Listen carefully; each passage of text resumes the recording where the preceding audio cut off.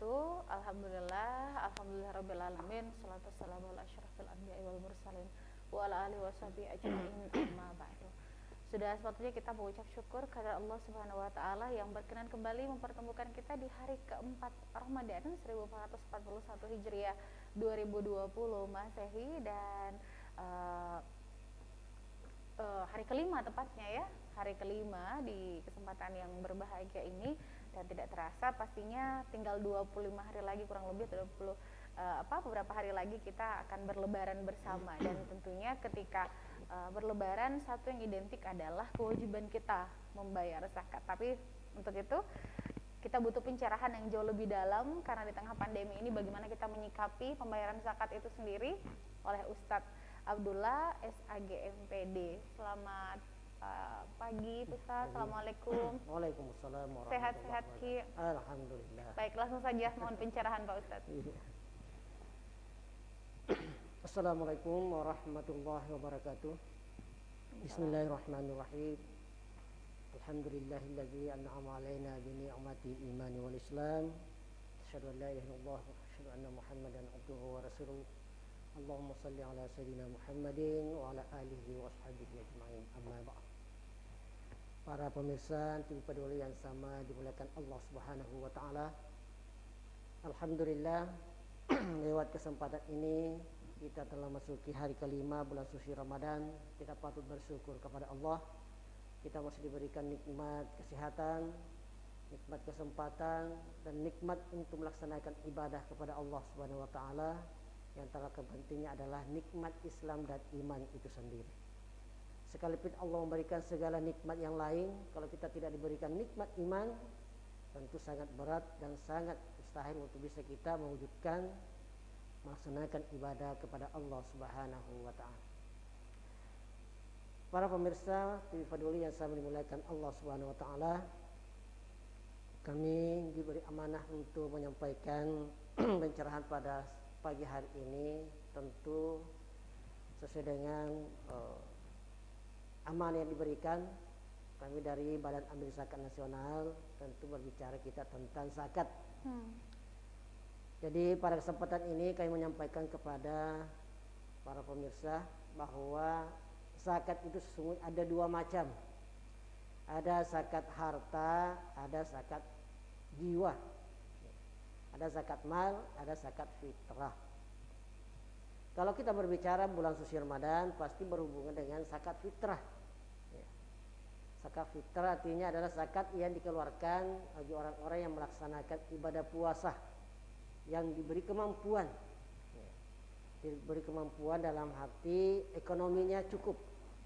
Misalnya pada persiapan hari ini masih ada cadangan untuk hari esok, itu artinya diberi kelebihan oleh Allah.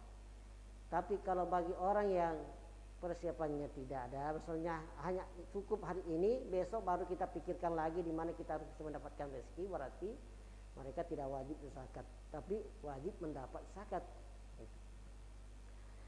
Jadi saya kira sudah disampaikan kepada masyarakat seluruh hidup Parepare khususnya tentang berapa besaran zakat fitrah untuk tahun ini.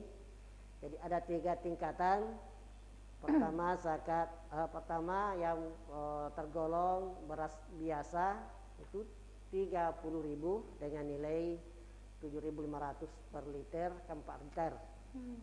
Kemudian yang golongan kedua beras sedang, yakni perhitungannya harga beras per liter 8.000, berarti kali 4 liter 32.000 per orang. Kalau beras yang beras kepala ini hitungannya 8.500 per liter, jadi kali 4 liter 34.000. Ini zakat fitrah yang akan diwajibkan kepada kaum muslimin dan muslimat yang diberi kemampuan, diberi kelebihan rezeki oleh Allah Subhanahu wa taala untuk Ramadan tahun ini. Kemudian dianjurkan oleh pemerintah maupun Kementerian Agama kiranya penyerahan zakat fitrah ini bisa lebih awal. Maksudnya diawali dengan mulai awal Ramadan, paling lambat 7 hari sebelum hari Idul Fitri itu sudah selesai semua. Sesuai dengan surat edaran daripada Kementerian Agama Kota Parepare. Kenapa demikian? Untuk mengatasi atau meminimalisir bertumpunya banyak orang untuk berzakat. Jadi kita harus menyesuaikan dengan kondisi yang ada. Kadang ini masyarakat kita ada pemahaman yang masih dipegang sampai sekarang ini, katanya malam Idul Fitri itu afdal, atau pagi hari sebelum sholat Idul Fitri afdal mengeluarkan zakat fitrah. Memang ada sekelompok kecil orang seperti itu. Tapi kalau kita melihat dari segi pemanfaatannya, zakat fitrah lebih awal lebih bagus, karena bagi amil zakat ini butuh waktu dan pengaturan untuk membagikan kepada yang berhak mendapatkan zakat. Untuk mendistribusikan itu butuh waktu dan tenaga. Makanya lebih awal disampaikan supaya masyarakat khususnya Parepare lebih cepat membayar zakatnya lebih bagus, supaya saudara-saudara kita yang tadinya berhak mendapatkan zakat ini, dia sudah bisa menikmati sebelum datangnya hari raya Idul Fitri. Jadi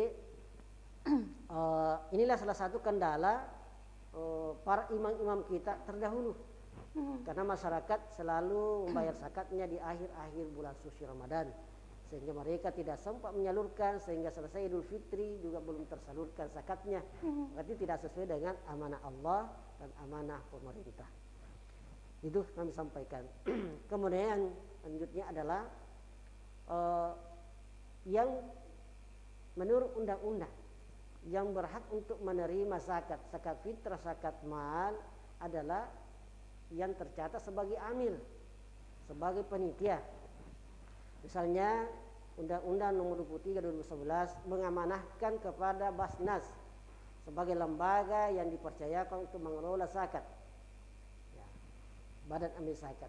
Kemudian Basnas ini memberikan surat tugas kepada imam-imam masjid yang ada di Parepare sebagai amil zakat untuk menerima zakat fitrah dan mendistribusikan kepada masyarakat yang ada di sekitarnya. Ya. Karena kalau tidak ada surat tugasnya, tidak ada SK-nya, itu dianggap pungli menurut undang-undang. Yang diberikan untuk amanah untuk mengelola zakat adalah yang amil, yang tercatat, yang resmi. Jadi kesempatan ini saya sampaikan kepada masyarakat, jika kita hendak mengeluarkan zakat fitrahnya atau zakat hartanya, salurkanlah kepada yang resmi sebagai amil zakat. Apakah itu di Basnas, apakah itu di imam masjid yang memang sudah ditunjuk sebagai amil, apakah pada LAS, lembaga amil zakat yang ada di Kota Parepare. Itu semuanya resmi. Jadi jangan kita pakai pola-pola lama, ceneng-cenengati. Ya, saya lebih senang kalau saya kasih si A. Saya lebih senang kalau saya kasih I, atau saya langsung saya kasih. Tidak seperti itu. Jadi kita kan diatur oleh aturan. Allah yang mengatur, undang-undang yang mengatur. Misalnya ada masyarakat kita, saya biasanya menyalurkan zakat saya kepada guru mengajinya saya punya anak. Betul. Atau guru dukunnya saya punya anak. Tidak ada masalah. Yang jelasnya masyarakat melaporkan dulu kepada amil untuk dicatat dan didoakan. Karena ini kewajibannya amil itu mendoakan para musaki yang mengeluarkan zakat. Jadi wajib didoakan. Inilah yang membedakan antara sedekah dengan zakat. Kalau kita hanya memberi begitu saja, tidak melalui prosedur, itu dianggap sedekah. Padahal kita diwajibkan untuk berzakat. Dan klasifikasinya jelas berbeda. Jelas ya. Ya. Jadi seperti itu. Ini yang saya sampaikan pada kesempatan ini, karena ini merupakan amanah.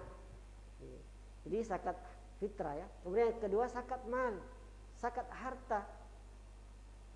Kadang kami mendapatkan suara-suara dari saudara kita kaum muslim bahwa saya setiap tahun berzakat, ternyata dia hanya zakat fitrah. Zakat harta ini kalau di Parepare sesuai dengan peraturan wali kota nomor 7